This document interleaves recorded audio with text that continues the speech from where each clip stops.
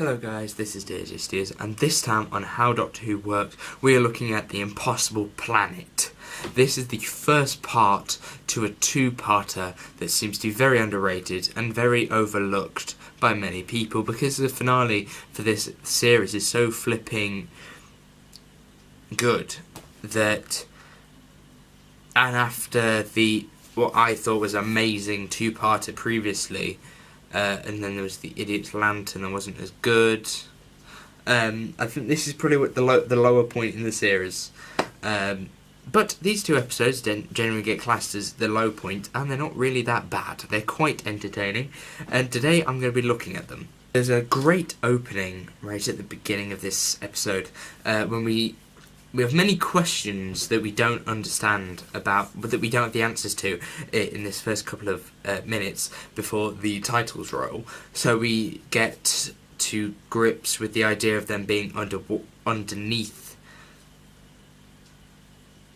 on a base. Underneath, I'm thinking of a different episode, sorry. But they're somewhere else that is very confined and very hard to escape from, so much that they can't leave. And the Doctor Who really does like these stories of they're stuck on a ship and there's no way out for them. It tends to be that they lose the TARDIS and they lose the Sonic and all that kind of stuff. But this episode sets up the setting, sets up the story with those writings on the wall, and also gives a look at the Ood. And that's all before the opening titles roll. Both of these episodes have brilliant set design. The set design for them, they're sort of cramped. The corners that are, the corridors that are quite, they can fit a person in, but there's not a lot of room. And then they add in these sort of things that sort of branch out from the wall, and they go at like that, like a triangle from the floor, and those, add to the idea of they're stuck in a base, and it's going to be very hard to run away from something, if you can't back into the corner because there's something there.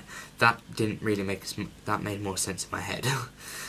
Something really great about the actual characters in this episode, as in the villain, what you would call the villains, is the Ood, is because the design is great for them. They have, brilliant sculpting on their mouths, and I'm always curious what they would look like, what they have inside them. So the people that wear it, do they have, prosthetic here across their mouth, and because the eyes can actually see, that kind of stuff. And the head as well doesn't actually match the shape of a head, so it would have to go up a bit more, or actually go out a bit more as well. And I really respect the team of prosthetics to actually make such a character such as this.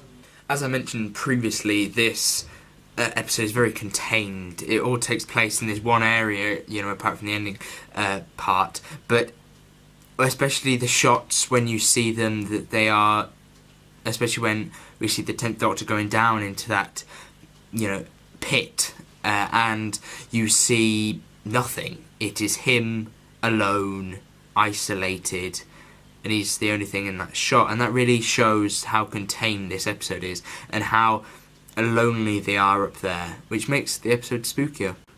And then there's the cliffhanger. Now, I found this cliffhanger slightly disappointing, to be honest, because it's not a massive, sort of thing, but when I looked at it, it's very well done in the way that it implies something. The way that it implies that something is coming out of that pit. The way that every single thing that happens during that last few seconds, in that last shot when it comes up out of the pit, whatever, the camera comes up out of the pit, and it shows them, the Doctor and that woman, I can't remember her name, but it comes out of the pit and it sits like almost next to them, and there's the voice, says something about being free. I am free now, or I'm free now. I don't know, something along those lines, and that opens.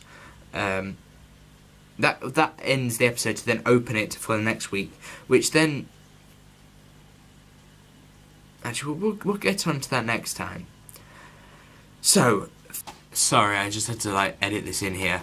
But this episode, the message for this episode is that it does a great job of showing the aloneness, and this is something that Doctor Who doesn't really do anymore. We're on a base, we're all alone, nothing's around here, but it's not done as in, you know, spoken. It is done within camera and visual effects and everything like that, and that's something that's lost now. Okay, so this is the actual end to the video. Thank you guys for watching. This has been DJCS. Goodbye.